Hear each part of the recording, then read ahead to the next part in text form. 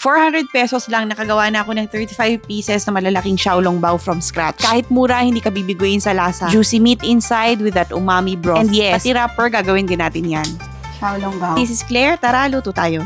Ang sarap. Gagawin muna natin yung meat gelatin na magiging sabaw sa loob. Kalahating kilo ng paa ng manok yung gamit ko. Igigisa ko muna sa bawang sibuyas at luya. Kapag mabango na, isunod na natin yung chicken feet. Meron din ako sobrang buto ng manok, kaya isasama ko na rin para mas malasa yung sabaw. Timplahan ng patis, haluin sandali, then lagyan ng Shaoxing wine at ground black pepper. Igisa natin for about 5 minutes bago dagdagan ng tubig. Dapat nakalubog yung manok para lumambot ng mabuti. Takpan at pakuluan ng about 10 minutes. After that, alisin natin yung mga scum na lumunutang sa ibabaw. Then pakuluan natin for about 1 hour para lumabas lahat ng flavor at collagen. Pagkatapos, timplahan ng asin at kapag nag-reduce na yung sabaw at naging malabo na at concentrated, ganito na dapat yung itsura. I-transfer natin sa container, then salain ng mabuti. Palamigin muna, then ilagay sa ref hanggang sa tumigas. For the meat, kalahating kilo ng ground pork to. Timplahan natin ng 1 teaspoon sugar, 1/2 teaspoon salt, 1/4 teaspoon ground pepper, 1/2 teaspoon chicken powder, 1 teaspoon sesame oil, 2 tablespoons Shaoxing wine, 1 tablespoon soy sauce, 1 tablespoon grated garlic, 2 tablespoon grated ginger, at 3 stalks ng onion leeks. Haluin natin in one direction para mag-bind at maging sticky yung meat. Then magdagdag tayo ng 4 tablespoon water. Pero gradually lang natin to ilalagay habang hinahalo. Kapag binaligtad mo ang halo, magre-release ng tubig ang karne at masisira ang bind. Importanteng gawin to kasi nakakatulong yan para maging juicy at tender yung meat filling. Ito na yung chicken feet broth natin na pinatigas sa ref. Chop lang natin ng pino, then ihalo sa meat mixture. And yes, homemade din yung wrapper natin. Pero hindi ko na muna isasama yung paggawa dahil mahaba na itong video. I-upload ko na lang yung detailed wrapper recipe sa separate video. Scoop tayo ng about 1 tablespoon ng mixture, then ilagay sa gitna ng wrapper. Gagawa tayo ng maliliit na pleats at tupi sa gilid. Paikot. Kapag naikot na natin ng buo, ipunin lahat ng dulo sa gitna, then kurutin at ikutin para magsara. Pwede kayo gumawa ng open yung ibabaw, parang ganyan, or pwede nyo ring pisilin ng mabuti yung dulo para siguradong sealed. Pero kung first time yung gagawa, isil nyo na lang yung ibabaw para hindi mag-leak yung soup. Since extra large yung ginawa kong xiaolongbao, steam natin for around 10 minutes. Make sure na kumukulo na yung tubig bago ilagay sa steamer, then steam over high heat. For the dipping sauce, 1 tablespoon apple cider vinegar, 1 tablespoon cane vinegar, at 1 tablespoon soy sauce. At maninipis na slices ng ginger. And finally, luto na ang homemade xiaolongbao. When you bite into it, juicy yung meat tapos sobrang umami ng broth. Hindi mo na kailangan pumunta ng restaurant para makapag-enjoy ng ganitong xiaolongbao. I-share mo na to sa kaibigan mong mahilig sa xiaolongbao at kung nagustuhan mo to, huwag mo kalimutang mag-follow.